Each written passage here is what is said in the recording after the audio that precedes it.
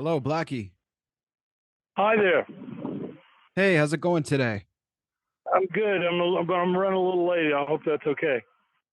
No problem at all. I appreciate you making some time to call in today. I understand you had some pre-tour production going on. Oh man, it's like it, whenever you do production, there's always a million and one questions that have to be gone over, and the production guys start scrambling, and it's all part of the process. It's same old, same old. It's always like this. Now, in terms of this tour, how long have you guys really been getting into the nitty gritty of the actual production? I know it was announced a couple of months ago. How long has it been, and how's it sort of been looking as compared to the other tours? The pipeline really started for real last January. Okay. Because when you come up with stuff like this, it's it's pretty detailed, and there's a number of people that are involved. There's a lot of hands in the mix, and the coordination of it is pretty it's pretty in depth, but it's the kind of thing that, when you come to a show, the people come in, they shouldn't have to think about it. They should just enjoy it for what it is, because if they have to think about it, it's just away the beauty of the simplicity.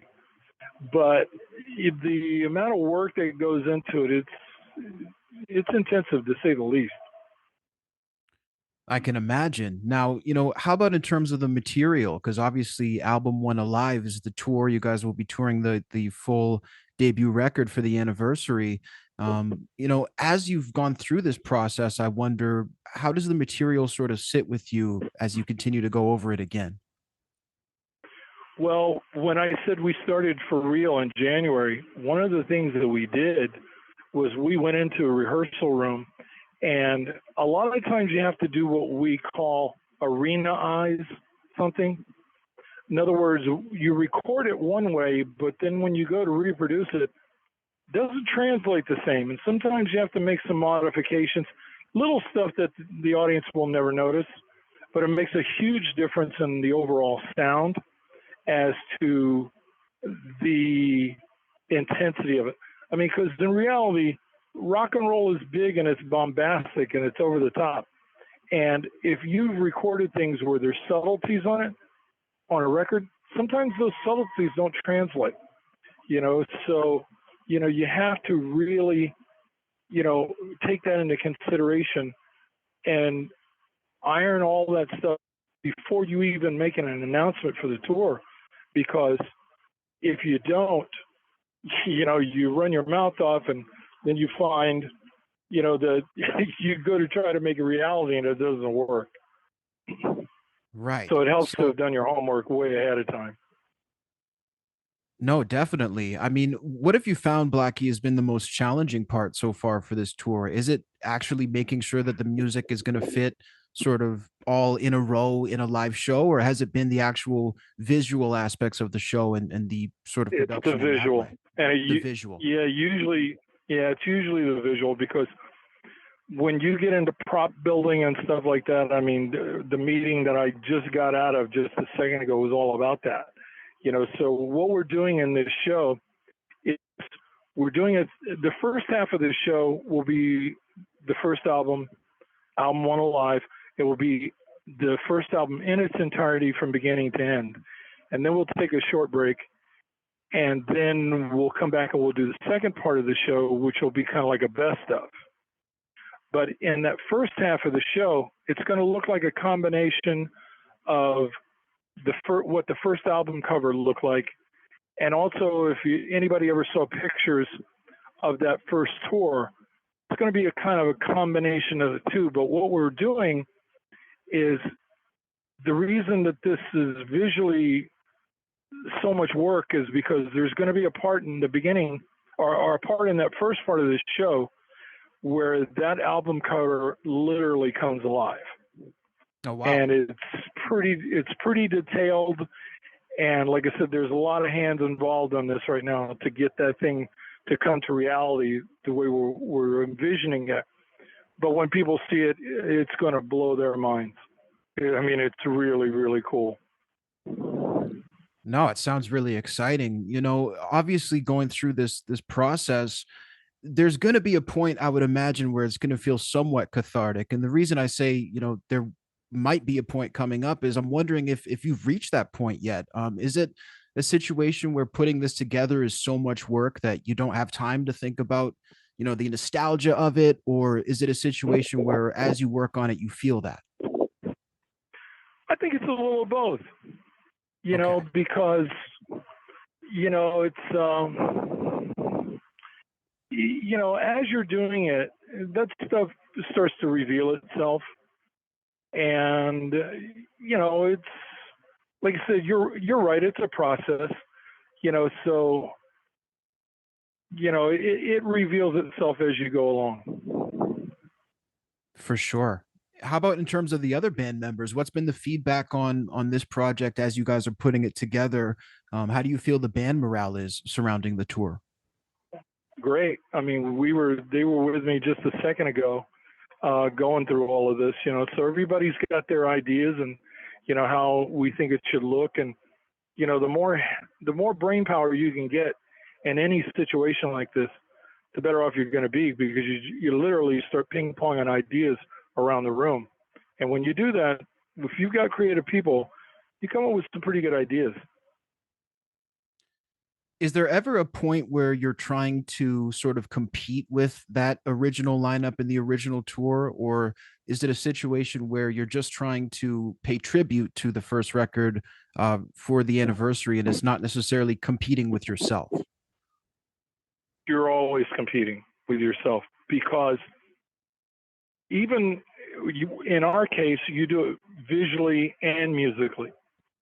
Because when the first record came out, and it doesn't matter whether it's us or whatever band it might be, if that first record is a success, then every record that comes after that, people then use that first record as the high watermark. That becomes, the thing that they compare and judge everything else to. So let's say you're a band, you've been fortunate enough to have a long career, where you've 20, 25 years maybe. Every record you make after your first couple of records, every one of those new records becomes your opening act. Hmm. And they're going to get judged by what your early stuff was, because every band that's successful, they make their bones the first 5 years they're together. So if you go back and you think of most bands that you liked, most of the stuff that you romance in your head, the ones that you're most, that are your favorite, it usually came from those first 5 years. And so, like I said, that becomes a constant state of competition. And I'll be honest with you, to make a new record, and a live show is the same in a lot of ways, but every time you come up with something new, to get it to compete against what the original stuff was, in all honesty, it really has to be better than the original Right. stuff, because people have had so many years, they've had decades to romance those ideas in their heads, those songs in their heads. They remember where they were the first time they heard a song, that really had some meaning to them. And so you're competing against all those ghosts of their past. And even if that original stuff was maybe not as good as they want to remember, in their mind it is. So Right. you have to make sure that whatever you do going forward, if you want to compete with your past, everything that becomes your opening act has to be certainly as good, preferably better, because that's the only way it will ever really compete. Because, like I said, you're going up against all those ghosts, that people have been romancing in their heads for so long, and it's a challenge. The one thing that really fascinates me, Blackie, is that, when you give this insight, you have this incredible sort of energy of being candid and very much open when discussing your own career. Is this something that you've always had just when talking about your career from the start, or is this something that as you gained experience in the business that you sort of had to develop? It depends on what the idea is, because it Okay. can be a song, it can be a visual thing, a gag in the show, it could be any of that stuff. If it's a really good idea, then my enthusiasm is going to bubble over. If I've got a song that's a good song, or I've got a visual idea that's really good, like this meeting I just got out of, if it's really good, I am my own best salesman. I mean, I could talk birds out of the trees when if it's something I believe in. But if I don't believe it, then I'm my own worst enemy, because it's just I can't sell it if I don't believe it. So like I said, a lot of that comes down to how much you believe in whatever it is you're doing. And I would think it's probably the same with most artists. Sure. How about discussing some of the harder parts of your career and also personal struggles? Was it always easy for you to open up about that? Well, get a little more specific, because I mean that's kind of a broad stroke you just painted there. Sure. So, for example, when I've heard you discuss sort of lineup changes in the band, I've heard you discuss some of your own personal struggles, including, your challenges with finding your way back in religion and things along those lines. And it just seems like it's very much easy for you to speak on these issues. I'm wondering if it's as easy as it looks. When you were a kid, Mama always told you to tell the truth, and if you tell the truth, you never got anything to hide. It's kind of like that. When we were doing our first record, and I've told this story a million times, but it always bears repeating because it ended up leaving an indelible mark on me as a person as well as an artist. When we were doing that first record, I came in the studio. It was on a Sunday about 1 o'clock in the afternoon, and none of the other band was there yet. I was the first one, and the only other guy that was in the room was the engineer. And this guy, the engineer, he was one of those guys that was real bubbly, always had a joke. He's just a fun guy to be around. And I came in, and he wasn't saying a word. He was just really, you could tell something was eating at him. And finally, after about an hour, I said, "Hey, man, what gives? What's bothering you? You're not yourself today." And he says, "I got a phone call this morning. Marvin Gaye was murdered last night." Oh, And what I didn't know is he had done 2 records with Marvin. oh, okay. And so I could tell that he just wanted to talk. So we stopped everything, and I just let him vent. And one of the things that came out of that conversation was he says, "The one thing I learned from Marvin is you make records that reflect who you are at that moment in your life. You don't try to compete with whatever's on the charts, whatever's hot. You don't try to compete with your past, as far as like trying to do the same thing. You're going to compete, like I said before, you're always going to do that. But when I say compete in the sense of trying to repeat yourself, he Right. wasn't trying to do that. He was trying to reflect who he was at that moment in his life." And to me, 2 things happened that day. Number one, I didn't realize that I had already done that on the first record, because we were making a record that was reflecting who we were at that moment. It was, every great band should be a snapshot of their time, and the records they make should be individual snapshots within that time frame. And we Right. had already done that, and I didn't even know that until he said that. But also equally, I discovered that that would be something that I would try to live my life by. Don't worry, if grunge is the hot new thing. Try not to get sucked into it. Stay the course, do your thing, and if the audience, if you do something good, there's probably going to be an audience for it. So you just Yeah. try to stay true to who you are, because if you don't, and you try to end up following trends, That could be the death of you really quick. So, like I said, I let him talk that afternoon for an hour or so, but I wrote that down in my memory banks. Just make records that reflect who you are at the moment. And if I do that, then I'm being true to myself. Because Mm. again, it's the kind of thing, you make a record today, not you won't be the same person 5 years from now. It's the same thing when you listen to a record. You want to try to, or I try to write lyrics that have a little bit of ambiguity to them, where the listener could look at it and kind of fill in the blanks. You don't want to spoon feed them too much. You Right. want to give them the ability to use their own thought process, because who they are in 5 years is not who they're going to be now. So you want to leave those doors open and give them a chance to grow with it. Because I think the mark of any great artist, like I said, and when I say an artist that has a true career, I'm not talking about somebody that does it for 5 years or 10 years. I'm talking about, did you do it for 20 years?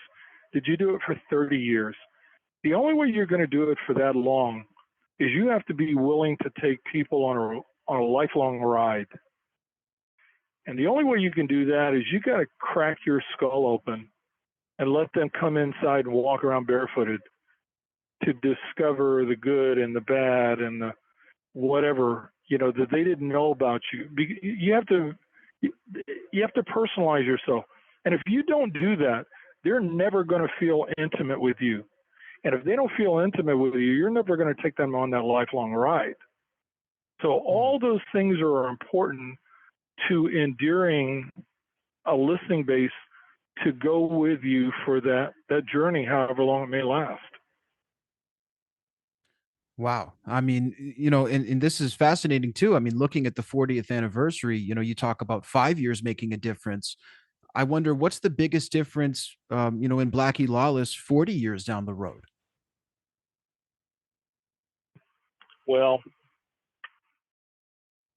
40 years, the mind has a way of playing tricks on itself. 40 years feels like 40 years in one way, and it feels like 40 minutes in another. Right. So I think a lot of it is the frame of mind you're in at the time. How deep do you dig? Whatever you may be doing.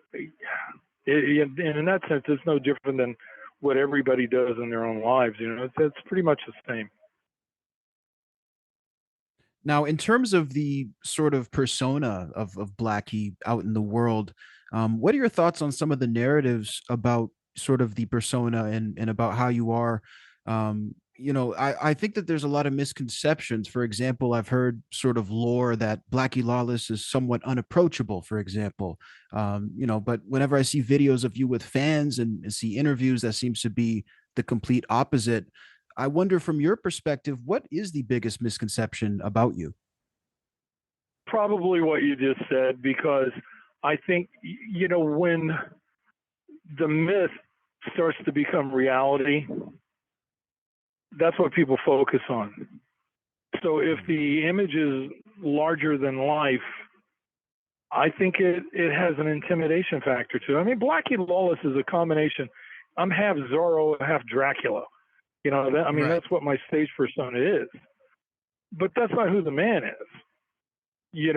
So you put on your work clothes when you go to work in the morning, but that doesn't necessarily mean you wear them all day long.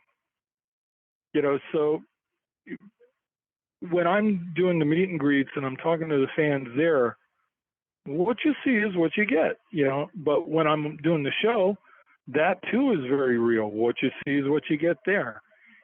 So different courses for different horses. 100%. I think a lot of the recent narratives seem to have sort of been pushed somewhat in the Chris Holmes documentary, Mean Man. I'm curious, did you see that documentary and were you privy to any of the discussion inside? I have no desire to see anything that has to do with that. Okay, because I First do of all, understand. you Sorry, go want to ahead. base whatever you're going to do it. You want to base anything you're going to do in life on truth.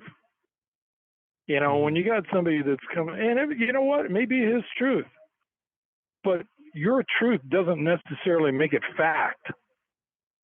You know, anybody can have their own truth, but that doesn't make it real.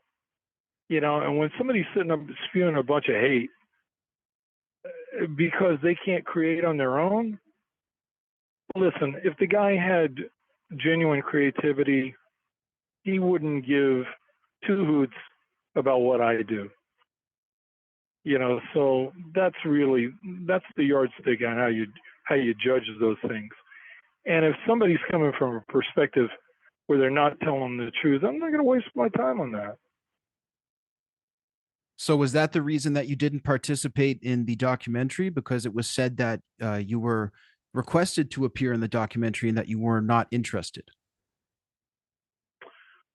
Well, I don't recall being invited, but if I would have, I wouldn't have done it.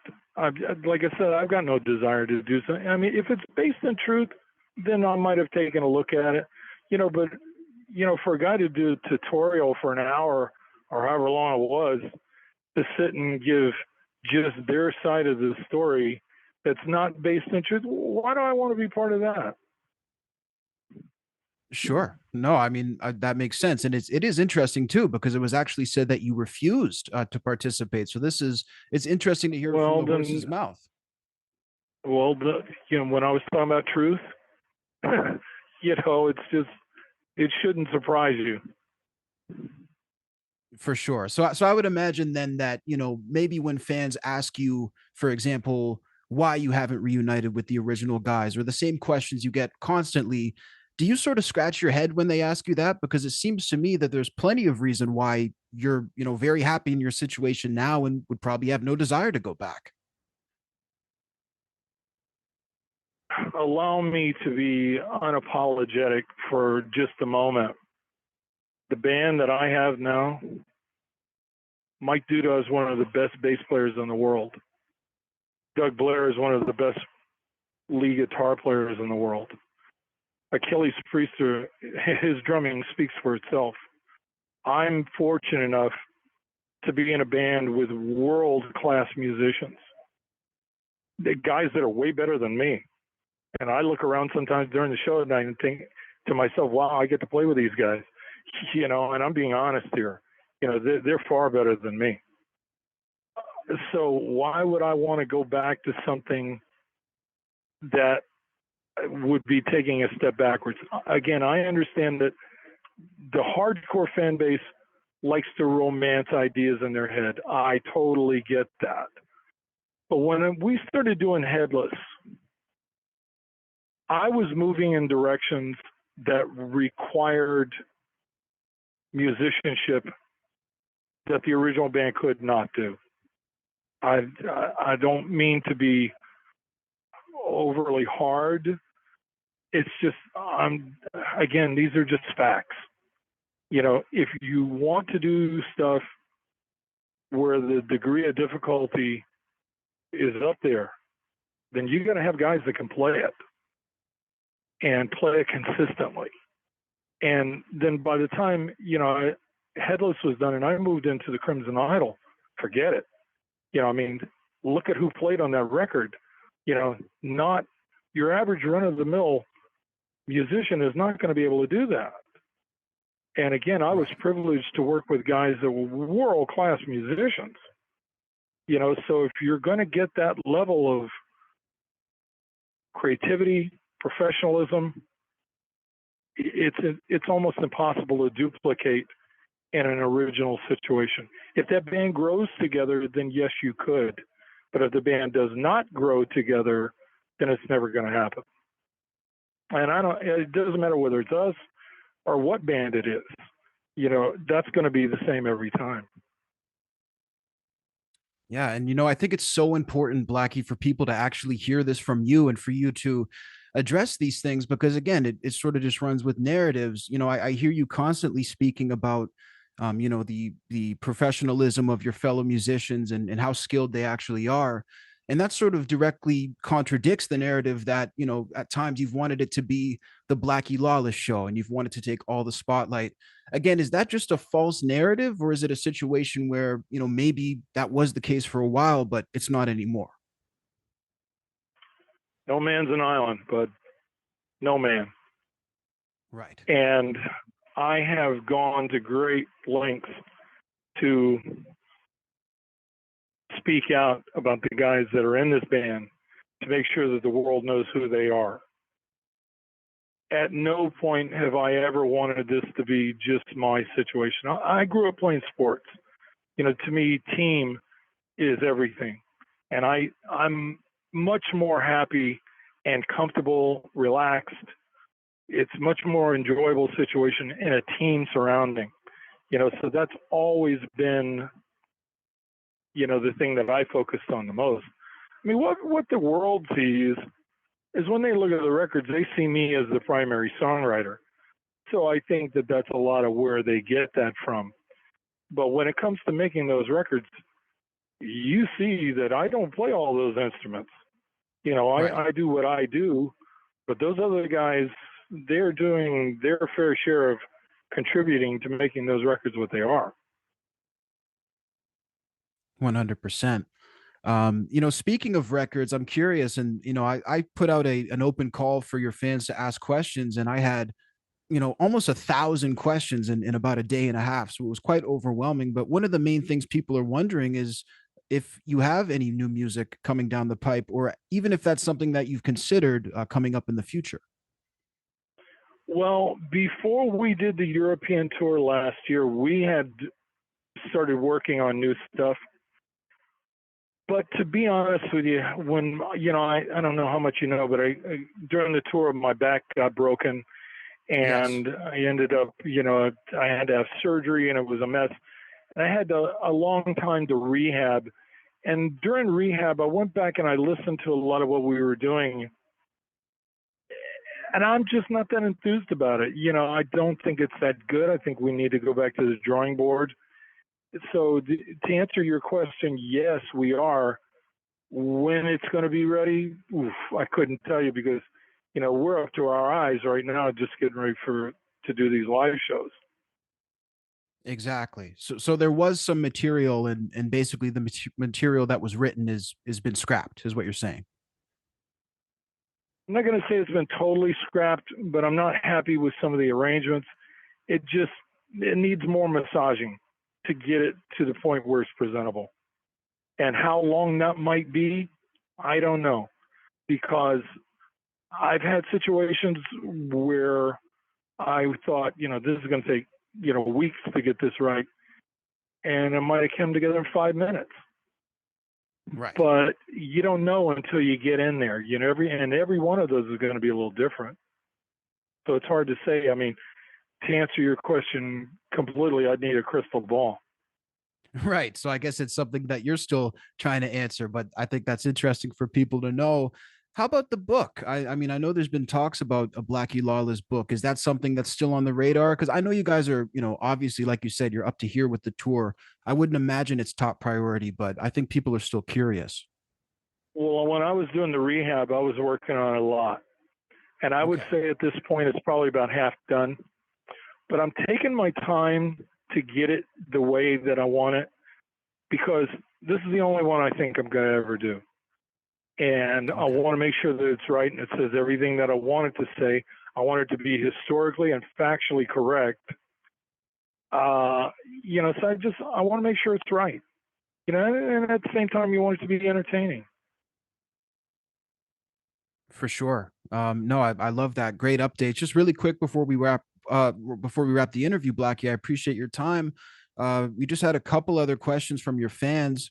Um, Mike wanted to know, is it true that Rick Fox came up with the name Blackie Lawless while you guys were roommates? Is there any truth to that?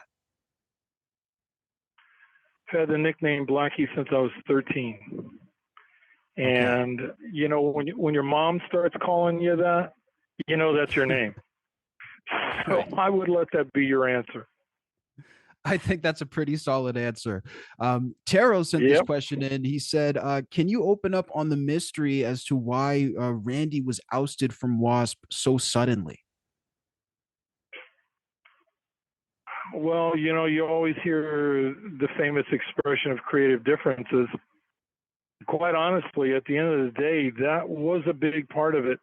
But what I had said before about growing in directions where not everybody wants to go in that same direction.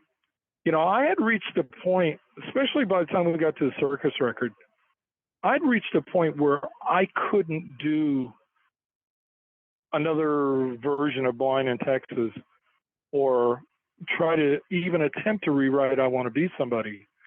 I mean, those songs were good the way they were, so to try to attempt to rewrite them, which is what a lot of bands do, I just had no desire to do that. I wanted to build in different directions. Randy played, that's him playing the solo on Blind in Texas. He's really talented at what he does. But we had already done that. And I wanted to move in directions that, well, let's put it this way. When you listen to what Bob Kulick did on the Crimson Idol, I'll let that speak for itself. Exactly. No, I completely get it. Kelly said that these aren't, again, these are the point that I'm trying to emphasize here is it's not so much what my opinion is. It's right. Do the efforts speak for themselves? Because at the end of the day, that somebody can say whatever they want as long as they want, and the only thing that matters is, did you get it on tape? Right. It's got to be music first, it sounds like. Right. And does that music stand up? Yes. That's a major factor. Just to wrap up, Kelly said your tour is going to be bringing joy across the United States during a polarizing time. Has it crossed your mind that you will be touring during the election? And if so, what are your thoughts on that?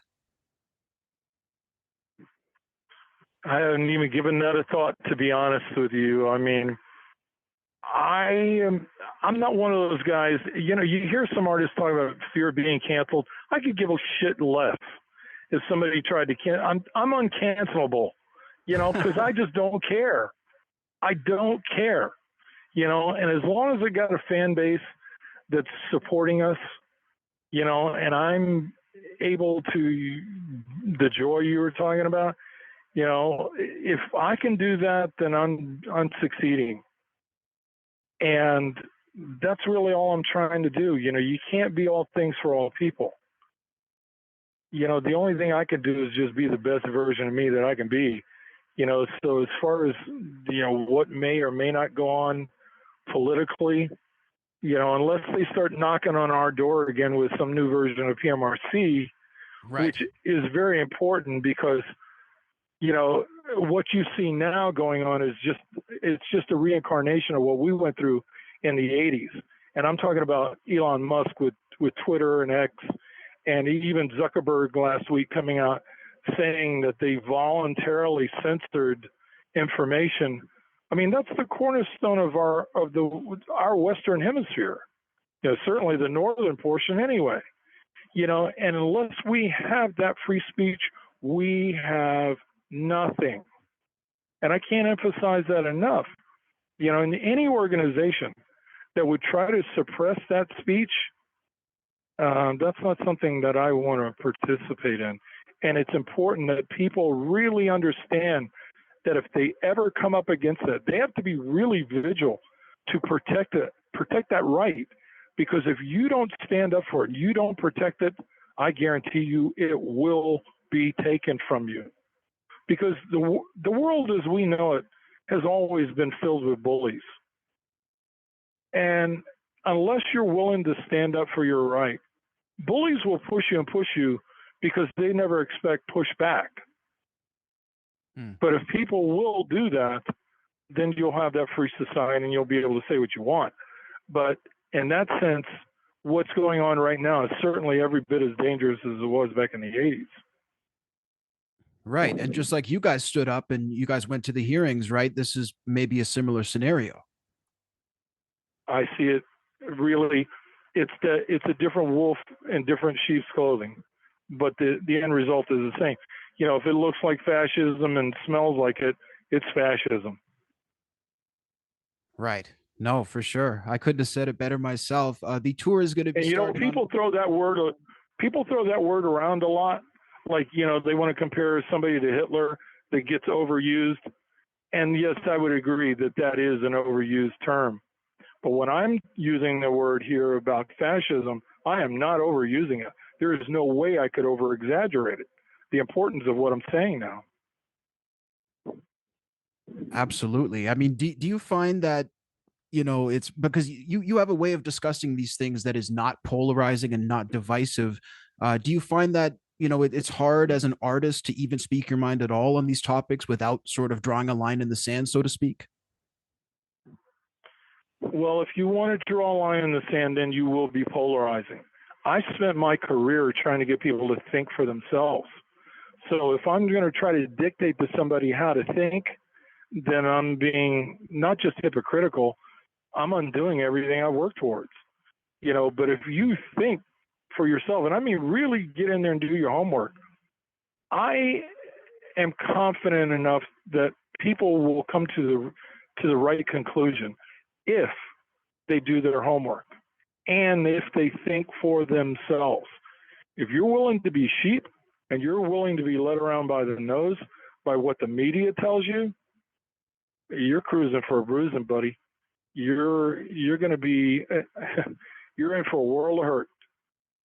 But if you do your due diligence and you think for yourself, you know, don't listen to what just one person says. Listen to three or four different opinions, and it will eventually start to point you in a direction where the truth is. So if I can do that and I can get people to think, then I'm being successful in that sense. 100%.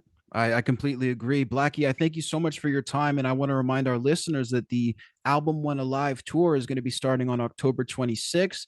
We have all of the ticket links down below in the description to go and check out the tour. And Blackie, thank you again, man. I'd love to do it again, and I'd love to catch the tour as well.